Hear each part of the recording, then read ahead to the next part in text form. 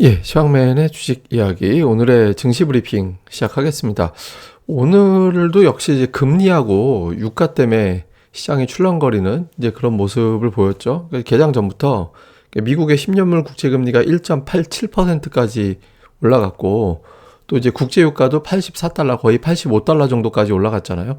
이러다 보니까 이제 인플레이션, 그리고 이에 따라서 이게 긴축 속도 빨라질 수도 있고, 그러니까 이런 어떤 연결고리가 만들어지면서 투자들이 이제 오늘도 밀리겠구나, 이렇게 이제 매도를 했죠. 다만 이제 이 재료가 어제 이미 오후에 우리 증시에 어느 정도 반영이 된 이제 그런 재료이기 때문에 어제 이제 일본에서 금리 이슈가 되면서 아시아 증시 중에서 우리가 조금 더 출렁거리고, 전체적으로도 금리 이슈 때문에 어제 아시아 증시가 좀 반응을 했었거든요. 그러니까 같은 재료다 보니까 어제 오후, 그러니까 오늘 아침까지 정도의 반영이면 충분히 됐다, 이렇게 되면서 이제 매수세가 들어와서 이제 반등을 시도하는 그런 움직임이 있었죠. 그런데 갑자기 이라크하고 터키하고 연결하는 송유관에 화재가 발생이 됐다. 그리고 이제 뭐 우크라이나 사태라든가 뭐 이런 어떤 문제들 때문에 국제유가가 더 올라갈 수 있다, 이런 어떤 의심이 제기가 됐죠. 실제로 국제유가가 추가적으로 더 올라가서 84달러, 83센트 정도였잖아요. 근데 86달러까지 올라가서 이제 거의 90달러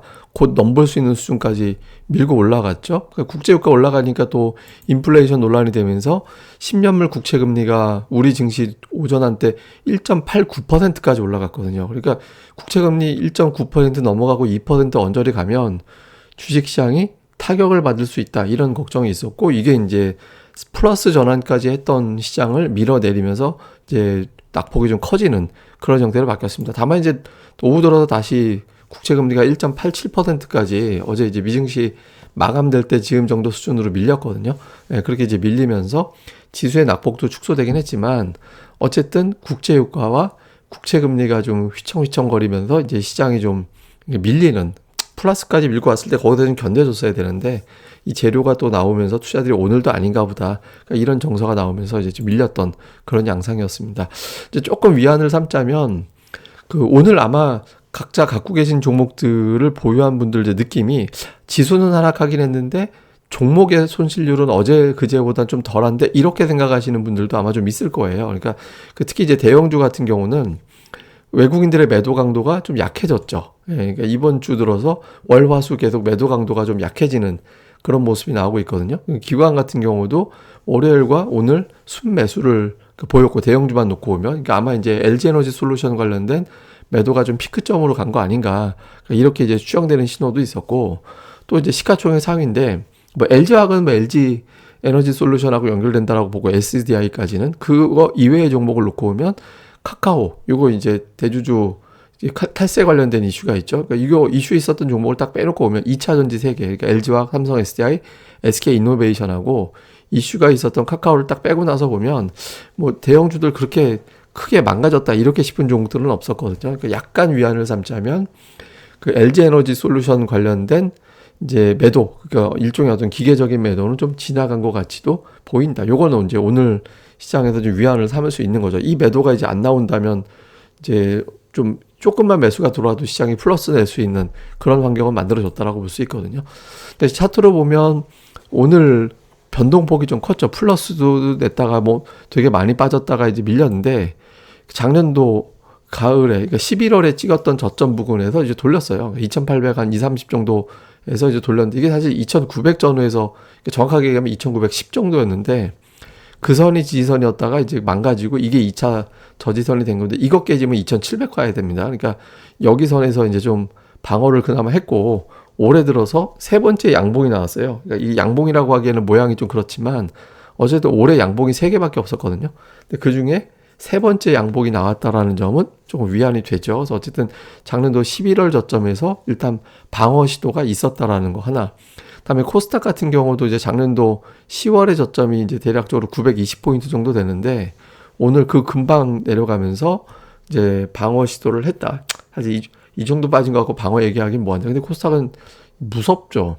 네, 10% 가까이 1040이었는데 연초에 지금 930까지 빠졌거든요. 그러니까 거의 10% 빠져서 낙폭으로는 아마 단기 낙폭으로는 역대급에 들어가지 않나 싶긴 한데, 어쨌든 코스닥도 작년도 10월 부근, 그러니까 이게 일단 말 바꾸면 이거 깨지면 터무니없는 하락이 또 나올 수도 있다라는 거예요. 그리고 계속 이제 음봉 크기가 커지고 있잖아요. 그러다 오늘은 이제 음봉 크기가 조금 줄어들긴 했는데 갭으로 출발 자체가 갭으로 빠져서 그런 것도 있겠죠. 근데 어쨌든 음봉이 자꾸 나오고 있다라는 거는 오후장에 반대 매도, 예, 그러니까 신용 관련된 반대 매도를 의식한 매물들이 나오고 있다라는 거거든요. 그러니까 지금은 마이너스권으로 내려가면, 그러니까 950 이하에서부터는 마이너스권으로 어설프게 있으면 2시 정도, 1시, 2시 됐을 때 지수가 갑자기 별다른 악재가 없는데 뚝뚝 떨어지는, 예, 그런 움직임이 나올 수 있는 위치입니다. 그러니까 플러스권을 유지하고 있는지 여부가 되게 중요한 그런 위치다, 이렇게 보시면 되고요. 그러니까 수급에서는 외국인들이 결국에는 이제 순매수, 뭐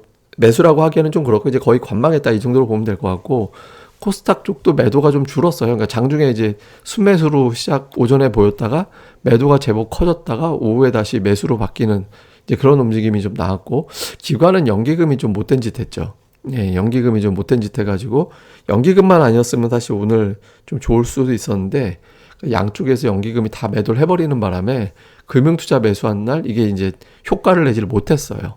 예, 이제 그런 어떤 모습이 나왔고, 제가 이제 선물 오늘 되게 중요하다라고 말씀을 드렸는데, 어제도 제가 선물 말씀드렸잖아요. 45,000 계약 정도 나오면 대략적으로 더 나오기는 좀 쉽지 않다. 더 나온다 하더라도 어차피 금방 또 사드릴 거니까. 근데 중요한 건 여기서 대형주로 때릴 수도 있기 때문에 대형주가 빠지지 않고 선물도 매수로 돌려버리면서 이제 이게 바닥이구나라는 신호를 보여줘야 되는데, 오늘 어정쩡했어요. 그러니까 장중에 선물 매수가 좀 오전에 좀 제법 잡혔다가 금리 올라가면서 또 선물이 밀려버렸거든요.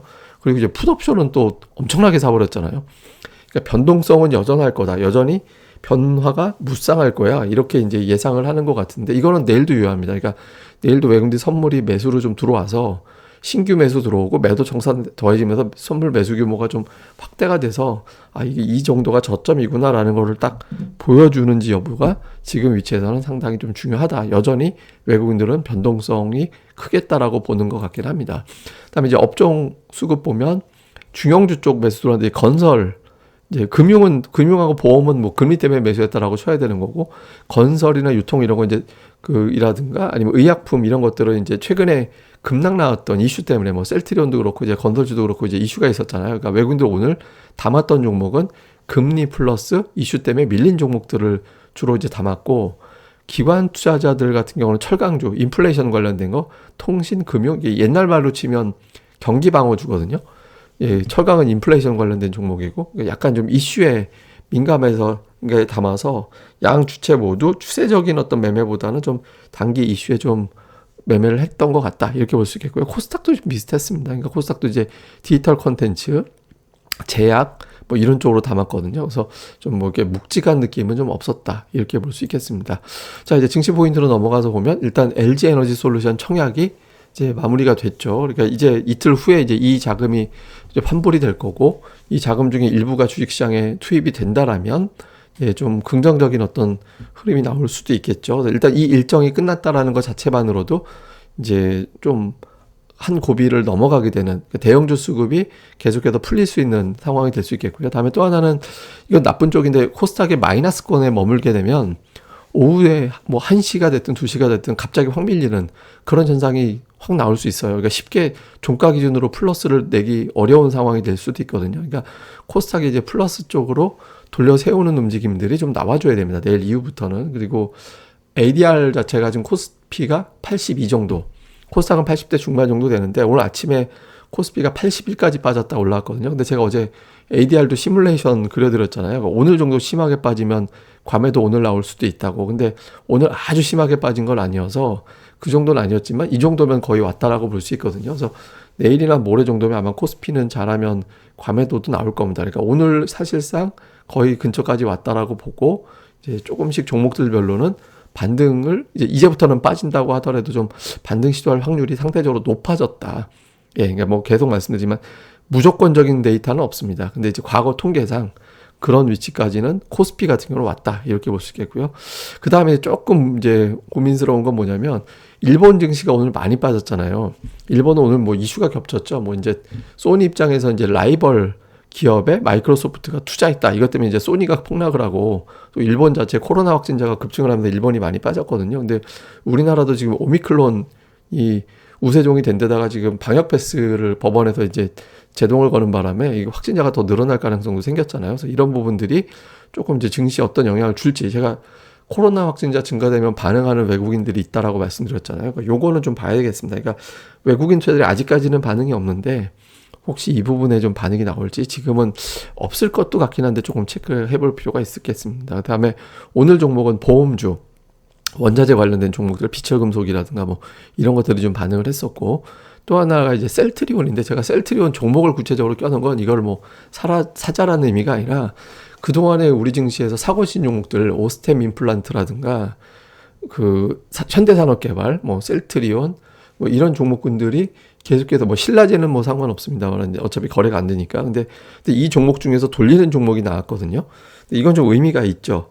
그러니까 심리적으로 굉장히 압박을 주던 종목 중에서 돌아서는 종목이 있다라는 거는 투자들이 조금 한 사이클 지나갔나 이렇게 판단할 수 있는 근거가 되거든요. 그래서 이런 것들이 좀 맞물려서, 그러니까 목요일하고 금요일 중에 조금 욕심내면 이틀 전부 아니면 하루 정도라도 제법 큰 반등이 나와준다라면 일단 이제 구간에서 한번 벗어나게 되는 거라서, 요 신호들이 과연 이제 지수 돌리는 데까지 일조를 할지 요 구도 한번 잘 보실 필요가 있을 것 같습니다.